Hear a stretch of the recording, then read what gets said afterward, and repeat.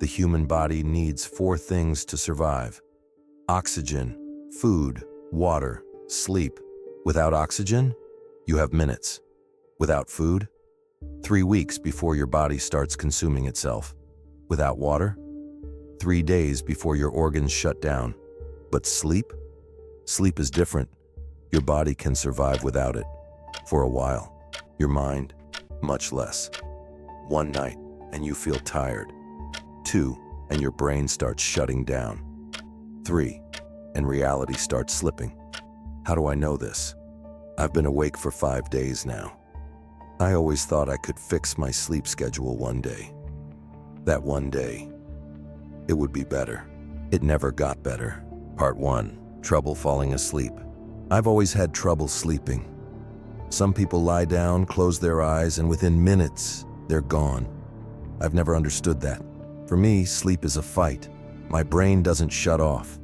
It keeps running, replaying conversations, unfinished tasks, random thoughts that don't even make sense. And when it finally slows down, it's already morning. That's not great when you have a job that starts early. I work in programming, which basically means I spend my days staring at a screen, solving problems, debugging code.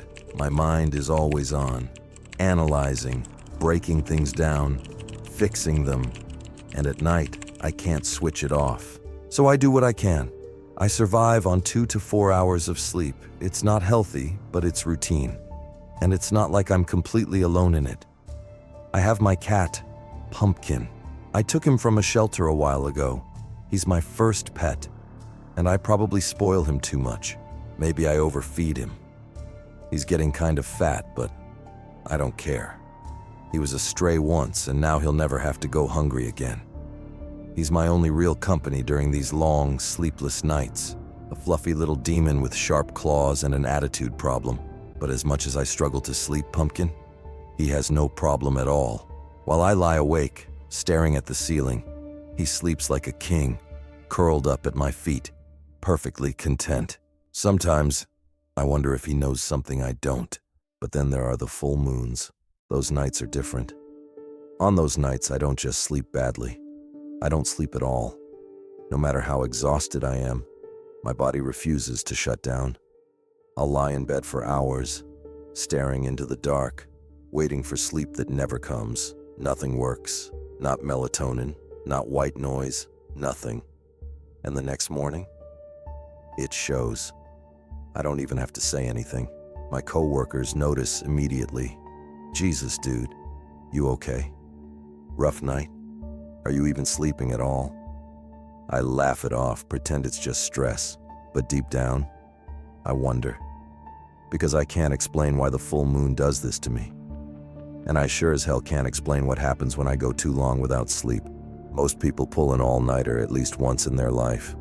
College exams, work deadlines, long drives. You tell yourself, it's fine. Just one missed night of sleep. Part 2. 24 hours awake. The first 24 hours feel like that. I've been here before. I can still function, sort of.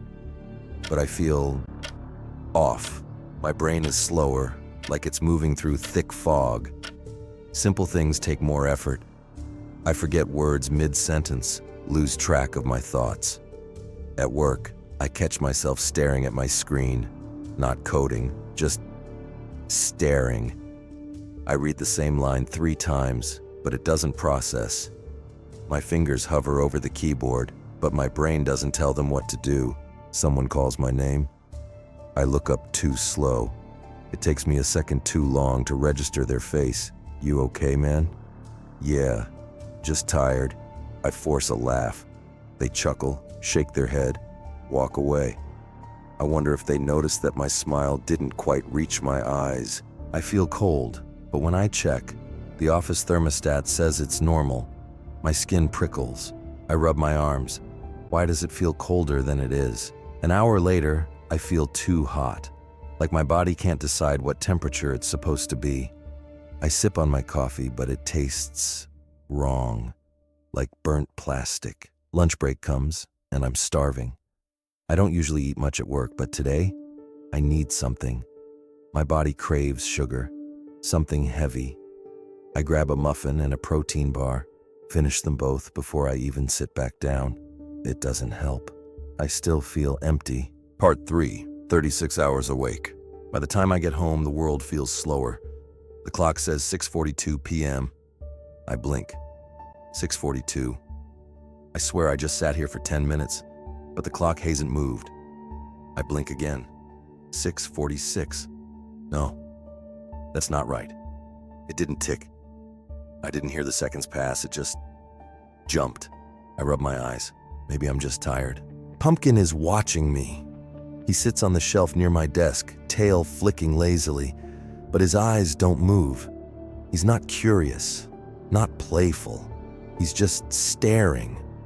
I give him a scratch under the chin. What? He blinks slowly, then looks at the clock. 6:49. I don't know why, but something feels wrong. Not scary, not paranormal, just off.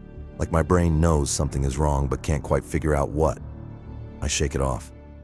Maybe some food will help. I get up, stretch, glance at the clock again. 6:57. I don't remember those 8 minutes passing. Pumpkin still hasn't moved. Part 4, 48 hours awake. After 48 hours, the alarm goes off in the morning, loud and jarring. It's like a knife through my skull. My body feels like it's made of lead. Every bone aches. Every muscle is screaming. But I have to get up. I have to go to work. At the office, everything blurs together. My eyes are dry and sore from staring at the screen, but nothing makes sense. I'm not even sure what I'm looking at anymore. Lines of code, but they don't register. They might as well be written in another language. Time drags, yet it feels like it's slipping through my fingers. I feel like I'm on the verge of blacking out. My head droops, and for a second, everything goes dark. But when I snap back, I'm still sitting there. I look around, hoping nobody saw that moment of weakness. But everyone's too busy with their own work. Part 5, 60 hours awake. I get home, and my body feels wrong, like my limbs aren't quite moving right, as if my brain and body are just slightly out of sync. I sit down, but I can't focus on anything. The world feels like it's on a delay, like I'm moving through thick air. My thoughts are scattered, slipping through my fingers before I can grasp them. I finally make it to bed. I know I won't sleep. I do what I always do. I put on a horror story, something familiar, with a slow, deep voice that usually helps me drift off. It's always been my way of shutting down, of finding some semblance of peace. But tonight, it just feels wrong. The words blur together. My mind can't catch any of them. It's like I'm hearing, but not listening. I keep rewinding, trying to catch what I missed, but it's all just noise. Somewhere in the middle of it, I realize I'm just staring at the ceiling, eyes wide open, listening, not to the story, to the silence between the words, and then a sound, a dull thump against my window. I sit up fast, heart pounding, and yank my earphones out. Silence. I hold my breath, straining to hear. Was that from outside? I try to calm myself, telling myself it was just part of the audio, some background effect I didn't notice. I rewind, play it again. Nothing.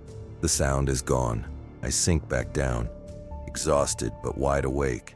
I try to force myself to sleep, but it's impossible. My body feels like it's in free fall, heavy and leaden, but my mind won't follow. I hear everything.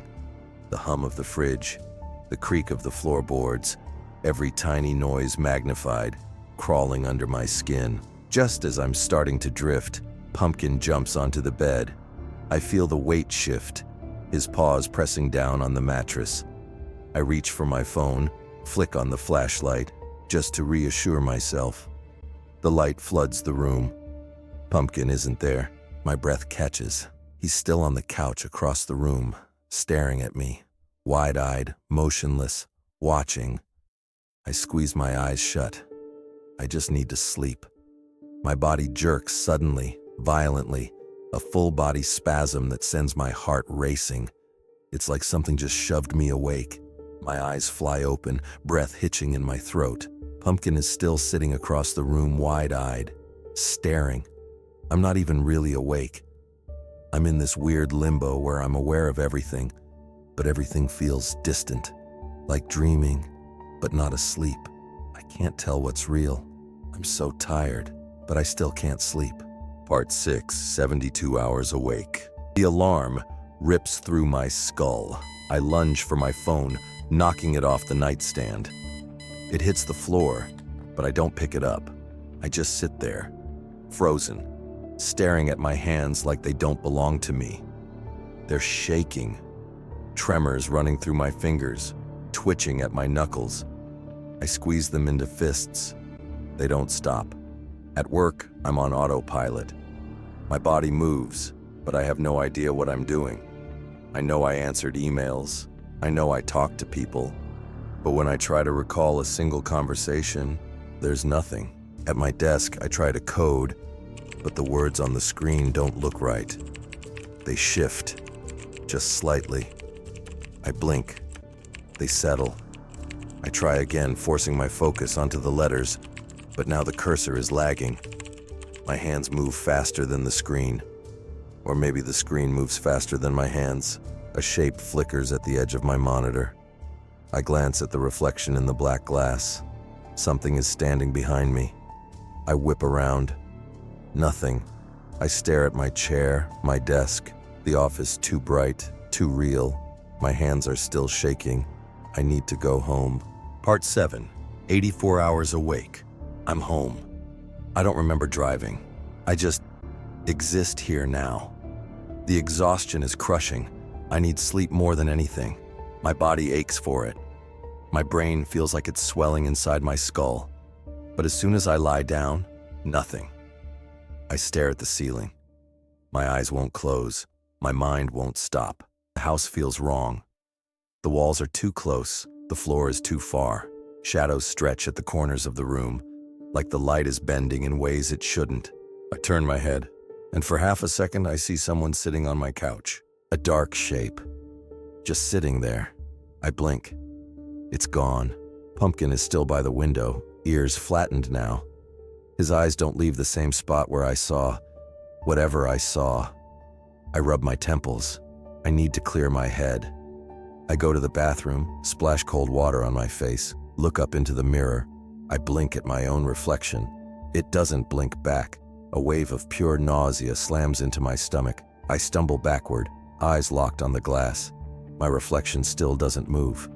And then it does, but it's too slow. Just half a second behind me. I yank open the door, step back into the hallway. Thump. Something heavy slams against the wall. Pumpkin bolts, his tail puffed, ears flat against his head. He doesn't hiss, doesn't growl, just makes this weird, breathy sound before disappearing behind the couch. I don't move. I just stand there, listening. Something is in here with me. Part 8, 96 hours awake. I survived until the weekend. No work, no alarms, no deadlines. Just me and my exhaustion. But there's no relief in that. If anything, the silence makes it worse. I don't have anything to distract me anymore. No schedule to hold on to, just the house, just the emptiness, just the creeping sensation that I am no longer alone. Pumpkin is avoiding me now. He watches from a distance, ears flat, tail twitching. When I reach for him, he hesitates. Then he backs away. He's never done that before. I try to tell myself it's all in my head, but I hear something. Something just at the edge of sound. Whispers. Faint, constant, just out of reach. Like a conversation happening in another room. But when I move closer, it never gets any clearer. The house feels wrong. The air feels thick, like something is pressing in on me, like I'm not supposed to be here anymore. I turn on the TV, trying to drown out the whispers. The screen flickers, static, then black. A reflection stares back at me from the dark screen, not mine. I turn off the TV. The whispers don't stop. Part 9, 108 hours awake. I sit on the edge of my bed, staring at the floor. The house hums with something unseen. The whispers are louder now, not words, just voices, muted, circling around me, talking about me. Pumpkin hasn't moved from his spot across the room. He's curled up, awake, but watching, waiting. I finally look toward the couch. The figure is there. I blink. It doesn't disappear. I swallow hard, my throat dry. The shape is still shadowed, undefined, but it's real and closer than before. I squeeze my eyes shut, willing it to be gone. I open them. It's standing, closer. The whispers stop. A voice replaces them, right behind me. Don't turn around. My entire body locks up. The air feels thick, frozen, heavy. I don't turn. I can't. The shadow on the couch moves again. It's coming toward me. My breath catches. My muscles refuse to respond. The air is electric, charged with something unnatural. Then, Pumpkin moves. He leaps between me and the shadow, back arched, fur bristling. His mouth pulls back into a snarl I've never seen before. A deep, guttural growl rips from his throat. The thing stops. Pumpkin hisses, louder, claws extended, eyes locked on something I still can't see. The lights flicker. My head spins. The air feels like it's crushing me. Then, everything goes black. I wake up in my bed. I don't remember lying down. I don't remember anything after. What day is it? My phone is dead. I scramble for the charger, plug it in, wait. The screen flickers to life. It's Sunday night. I've been asleep for nearly 20 hours. The full moon is almost over. Pumpkin is curled up at my feet, sleeping peacefully. Like nothing happened. Like nothing was ever wrong. But I know it was. I stare at the ceiling, my heart beating slow and steady for the first time in days. The exhaustion is still there, but the weight pressing down on me, gone. I exhale, running a hand over my face. I don't know what happened. I don't know if it was real, but I know one thing. Pumpkin saved me.